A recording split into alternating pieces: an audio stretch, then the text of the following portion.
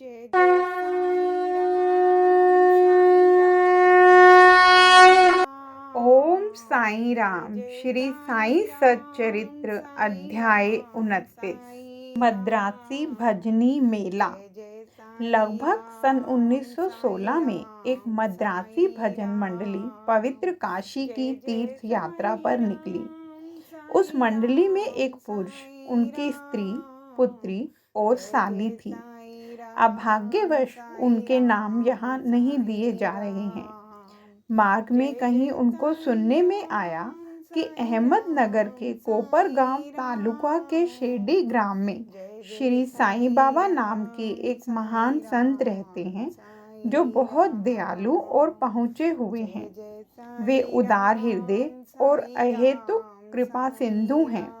वे प्रतिदिन अपने भक्तों को रुपया बांटा करते हैं। यदि कोई कलाकार वहां जाकर अपनी कला का प्रदर्शन करता है तो उसे भी पुरस्कार मिलता है।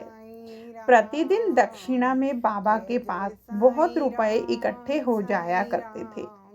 इन रुपयों में से वे नित्य 1 रुपया भक्त कोंडा जी की 3 वर्षीय कन्या अमनी को, किसी को 2 रुपए से 5 रुपए तक, 6 रुपए अमनी की माँ जमली को और 10 से 20 रुपए तक और कभी कभी 50 रुपए भी अपनी इच्छा अनुसार अन्य भक्तों को दिया करते थे। यह सुनकर मंडली शेडी आकर रुकी। मंडली बहुत सुंदर भजन और गायन किया करती थी, परंतु उनका भीतरी ध्येय तो द्रव्योपार्जन ही था। मंडली में 3 व्यक्ति तो बड़े ही लालची थे। केवल प्रधान स्त्री का ही स्वभाव इन लोगों से सर्वथा भिन्न था। उसके हृदय में बाबा के प्रति श्रद्धा तथा आदर था। एक बार जब दोपहर की आरती हो रही थी, तभी उस स्त्री की भक्ति और विश्वास देखकर बाबा प्रसन्न हो गए। फिर क्या था, बाबा ने उसे उसके इष्ट के रूप में दर्शन दिए और केवल उसे ही बाबा सीतानाथ के रूप में दिखलाई दिए, जबकि अन्य उपस्थित लोगों को सामान्य ही।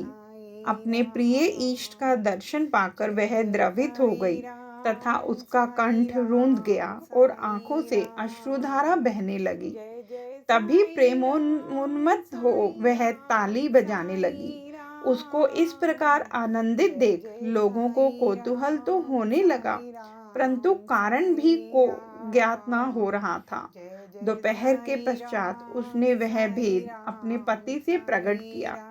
बाबा के श्री राम स्वरूप में उसे कैसे दर्शन हुए इत्यादि उसने सब बताया। पति ने सोचा कि मेरी स्त्री बहुत भोली और भावुक है, अतः इसे राम का दर्शन होना एक मानसिक विकार के अतिरिक्त कुछ नहीं है।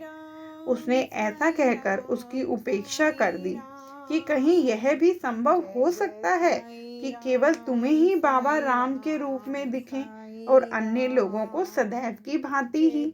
स्त्री ने कोई प्रतिवाद न किया, क्योंकि उसे राम के दर्शन जिस प्रकार उस समय हुए थे वैसे ही अब भी हो रहे थे। उसका मन शांत, स्थिर और संतृप्त हो चुका था। जय साईं राम।